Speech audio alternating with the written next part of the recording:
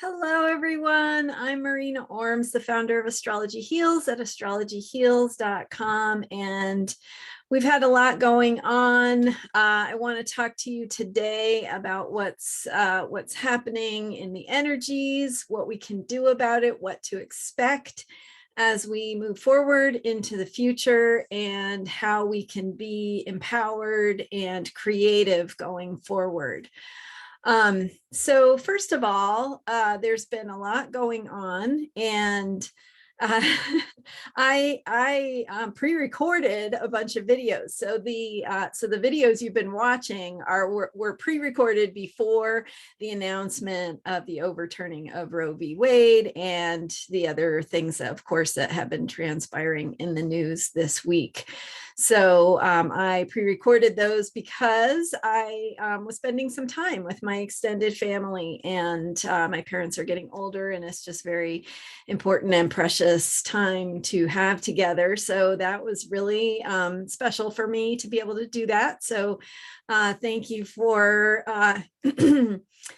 your support and patience, but I do want to just really dive in today with what's going on, how it shows up astrologically, and how the astrology can help us understand, support ourselves, and be the most empowered and energized as we go forward to be our best selves. So first of all, we are, of course, in the Cancer moon cycle that began with the Cancer new moon. And that Cancer new moon was exact on, it's not on the top of my head, but June 28th. So as that new moon energy started a new cycle, it brought in the energies of Cancer, which has to do, of course, with caring. And Cancer is the mother. It's the energy of the mother. So caring and healing, and how we care for ourselves, and also themes of caring in the collective, and how we care for one another, and how we show up as caring and compassionate people in the world, and support our neighbors and take care of one another. So, of course, to be able to show up as a caregiver or someone who cares about the world, you have to take care of yourself first. And that self-care, the practices that we do that take care of ourselves, gives us the energy, the resources, the nourishment that we need, both physically and emotionally, to show up, to be creative in the world.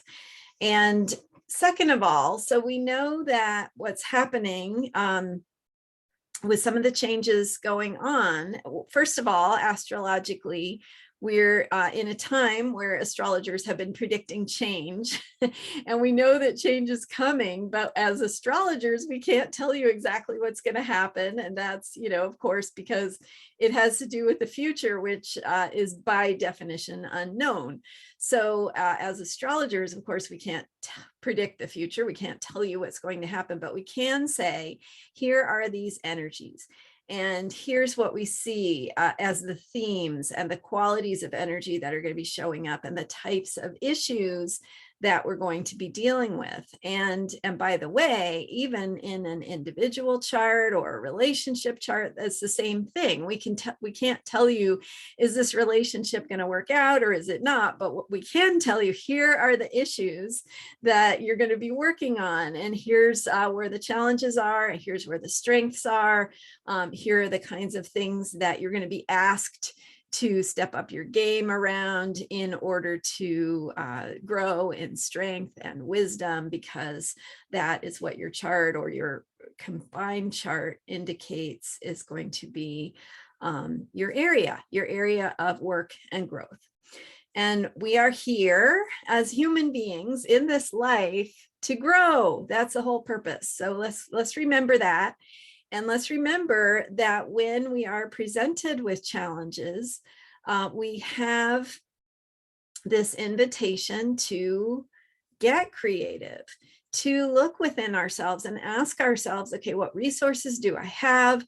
What biases do I have? What assumptions am I operating under that I can go and take a deeper look at? Because maybe if I shift some of my assumptions, I might see things from a different perspective. I might open to new possibilities about how things could change.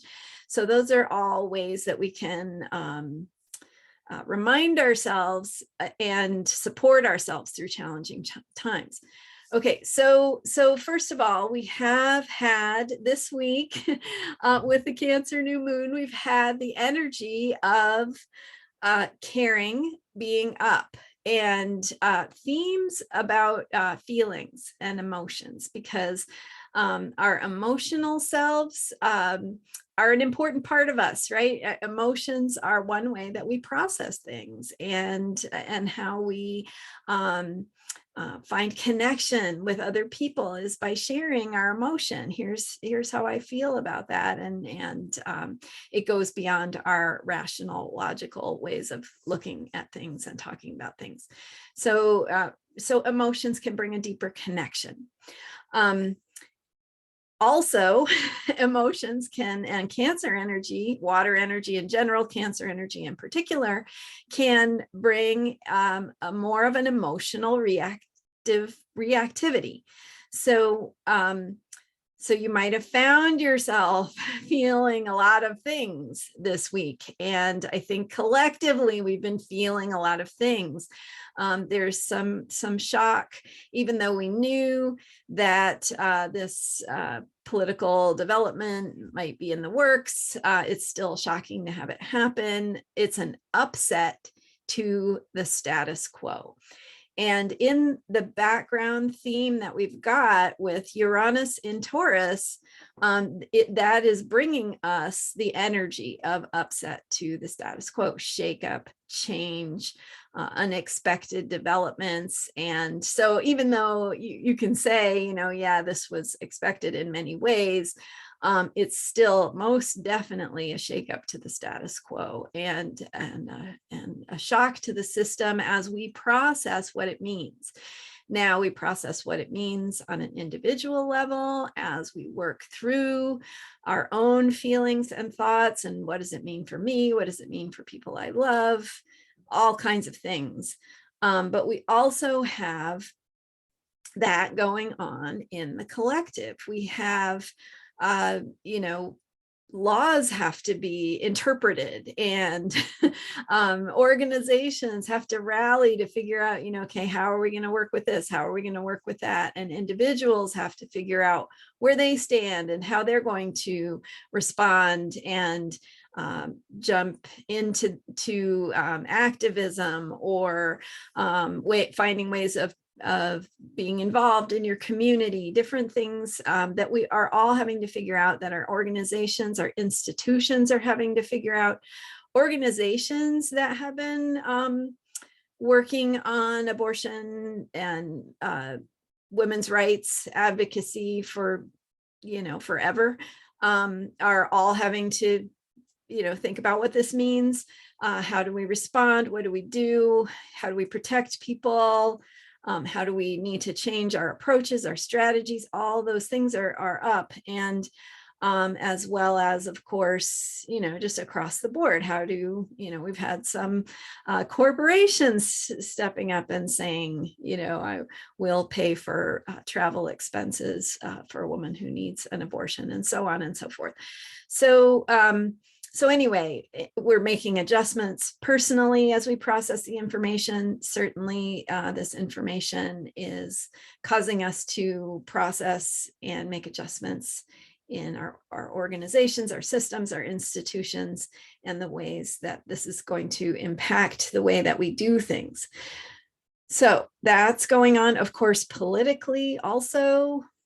Where is this going to land? Who's going to be pressured? What are they going to be pressured to do? What is possible? How do we move forward? Those are all questions that are coming up. So I am segueing in through the avenue of this month being the Cancer new moon cycle and themes of the collective and caring in the collective.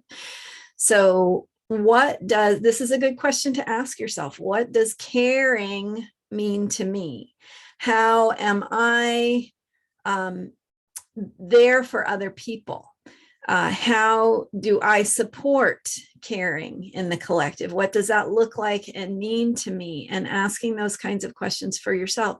What do I expect of my systems and institutions and governments that I live under? And what kind of caring do I expect them to provide for me and my neighbors and my community? What kind of caring do I need to pressure or demand from them? What does that caring look like? How do I need to advocate for it? And I've always said, some people, I think, get the idea that activism, that there's some noble thing about being an activist and it has to look a certain way and you have to do things that feel uncomfortable to some people and whatnot. So just remember that activism happens on all levels. It's small acts to big ones, right? It's everything from sharing a smile or a kind word to getting actively involved in policy change, for example. So all of those things count. All of them are important. If you find so it's really important to notice for yourself, where do you get stuck? What stops you from doing that? For example, if you're in a foul mood, it's hard to be kind to somebody you pass by in the street or a coworker, during your workday. So what is causing your foul mood, right? If you're depressed about the state of the world because you feel like things are happening that you are powerless about or have no control over, and that depression takes you into a place of spiraling, then it takes you out of being available for participating in new thinking and new perspectives and new ideas. And it's not bad to have feelings. So and that's where the personal and the collective really go together. So again, caring is also about self-care. And when you take the time that you need to honor your needs, to feel your feelings, and to journal or express your anger, to whatever you need to do to process your own feelings, to take care of that for as long as you need to. It's not like, okay, you have 10 minutes to feel your feelings and then you have to snap out of it. It's really like a flow. There's a flow and you have to do the flow that is right for you. So honoring your needs and your feelings supports you, because that's the place where caring begins. And then when you've done caring for yourself and your batteries are filled and your batteries are charged, your own personal pot is filled with everything that you need, then you feel good. And you can smile at people and you can offer to help, and your mind isn't filled with worrisome thoughts. So it can actually be open to, hey, I never thought about it that way. Or here's an article about something that actually shows me a new way of thinking about it. Or here's somebody who over here is a friend of a friend who's talking about something that feels like something that would be really a good way for me to get involved. So it's like when you have taken care of yourself, you are then open in heart and mind to be open to those ways of seeing things where you can plug in, where you can belong and participate and be part of a community and be that force and that agent for caring in the bigger picture. Okay.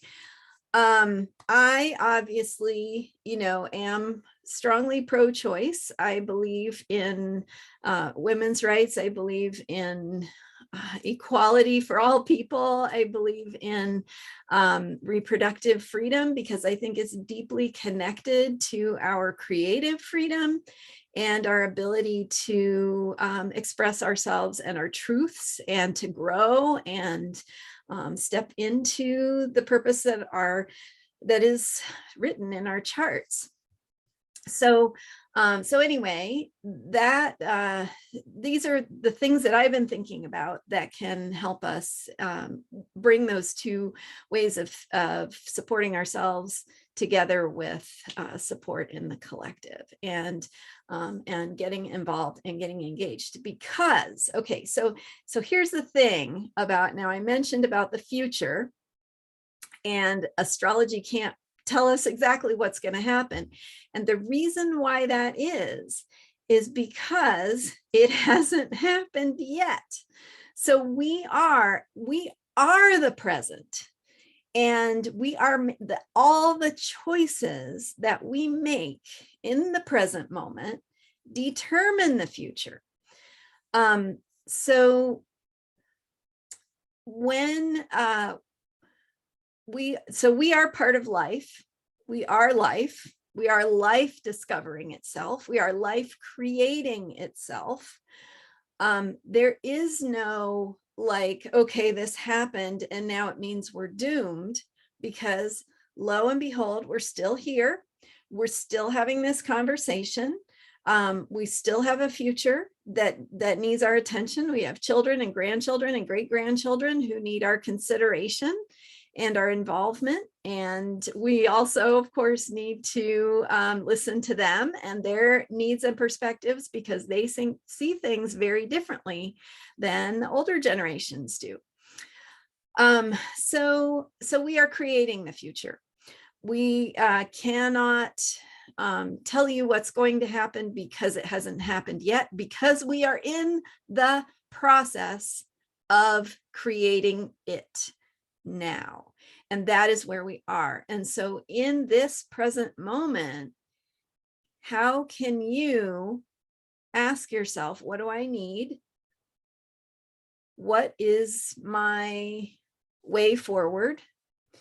And if you can't, if things are swirling, if you're feeling depressed, overwhelmed, confused, and you don't know your way forward, you're feeling powerless, despondent, those are all real human things that can happen. Take a deep breath. Just acknowledge, I'm feeling despair right now. Right now, I'm feeling hopelessness. Because when you acknowledge that, you move into it. And when you move into it, it can change. It's when we allow things to be nebulous and vague and something that we don't feel we have a right to have, that they continue to control us. And so despair is one of those things. And despair is one of the ways of breaking our spirits. When we are in despair, we are not creative. So it's okay to be in despair, but when you move into honoring and owning that truth in the moment, right now I'm feeling XYZ, then it allows you to go, okay, whew, that is a really hard feeling. I'm going to be with it. I'm going to be with it. I'm going to be with it until it starts to ease up. I start to think about lunch. I start to, maybe be ready to get out and take a walk. And then you can shift into something else when you're ready. And then, because you've given time and space for that feeling to exist, you've honored it, you've appreciated it, you've recognized it, now you can move into the space where your heart and mind are open to receiving, a different way of thinking, a new feeling of direction, a new inspiration, a new idea. Okay, so that's all of that is background to say that this Cancer new moon cycle that we're in, that lasts from June 28th until the next new moon, which will be in Leo, which is about self-expression, by the way, and that's on July 28th.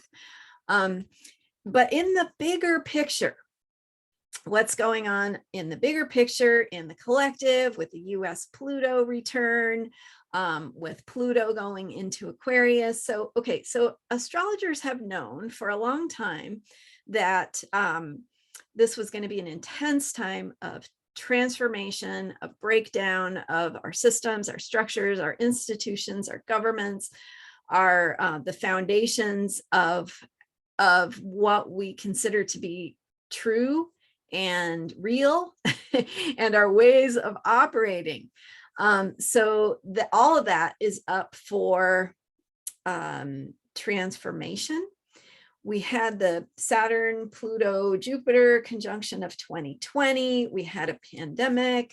We had, I won't go into this stuff about presidents and whatnot, but anyway,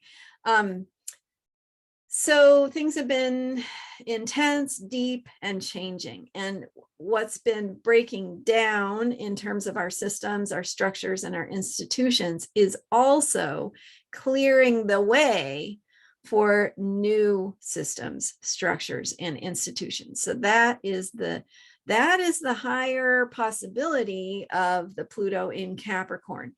Pluto has been in Capricorn since 2008.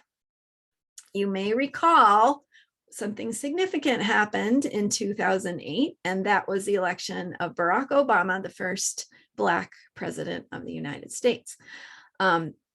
Talk about change, right? Talk about a new vision for the future, new possibilities. Now,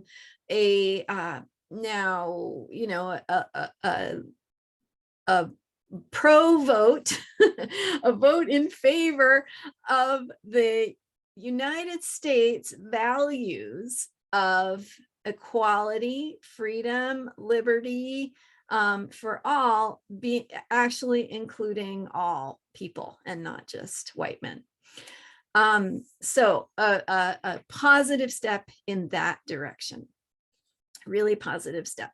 All across the board, we've had many positive steps in that direction, and some shifts in awareness and consciousness.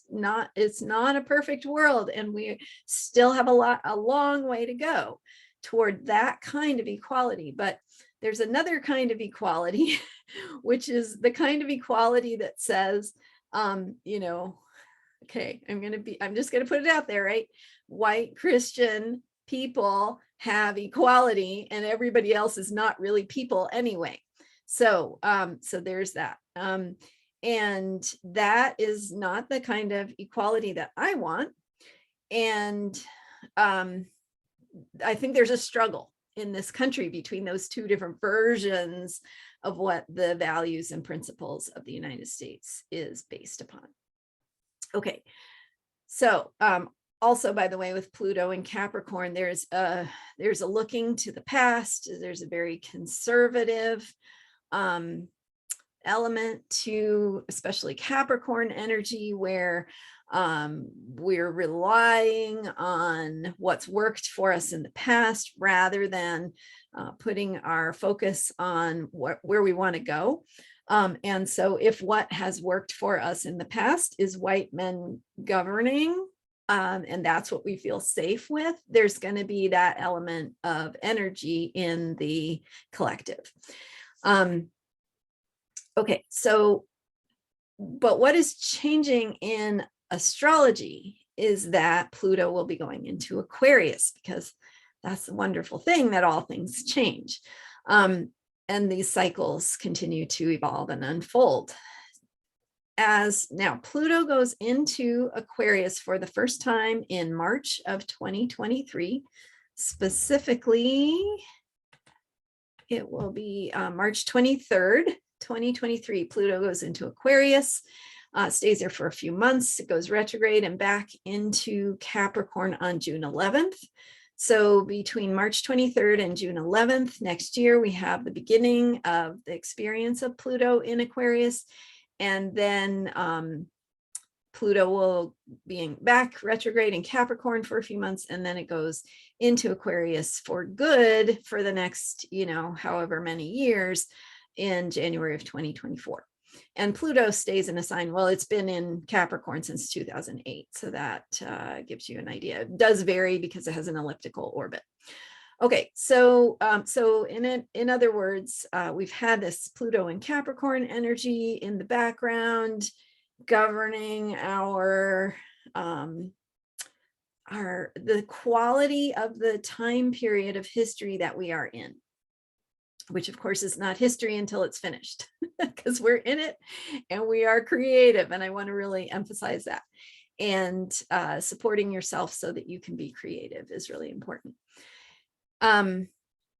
When Pluto goes into Aquarius, we are going to shift from the background theme of the qualities of energy having to do with conservative, authoritarian, power structures, and dealing with breakdown in our system structures and institutions.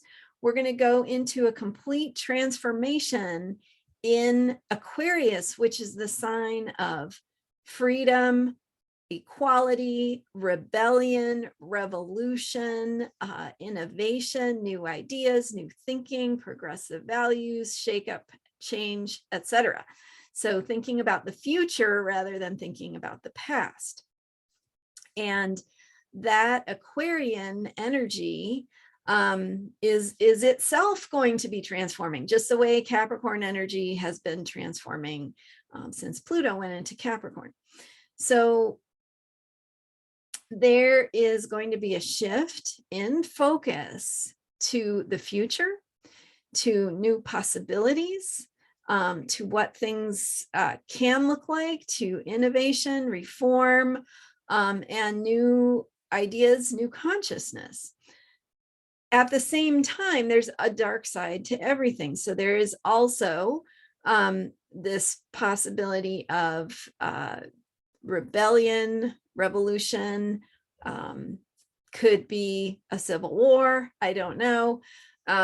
The energies of, and again, we're creating right now, we're creating this. And that does not mean that you are failing if things don't go the way you wanted them to go. It means that you have the ability in the present moment to respond to what is happening and to make a choice. So bringing yourself back to the present moment, the breath, your nice deep breath is the fastest way to do that. Bring yourself back to what is happening now. What is the choice before me now? What am I feeling now? What am I thinking now? How can I support myself to shift my thinking? That's where your power lies. And another thing to remember is that you are not responsible for the, 7, 8 billion, I don't know how many people it is on the planet. You are not responsible for every one of those people, and you are not responsible for single-handedly changing the world. You are responsible for being your best self and showing up in the best ways that you can, in the ways that you offer your gifts, your skills, your talents, your experiences, your stories, your kindness. So that's all individual for each of us, the same way that each cell in our bodies isn't responsible for the whole of ourselves, but we need each cell to be operating optimally, right? So when you're operating optimally, that is good for the whole.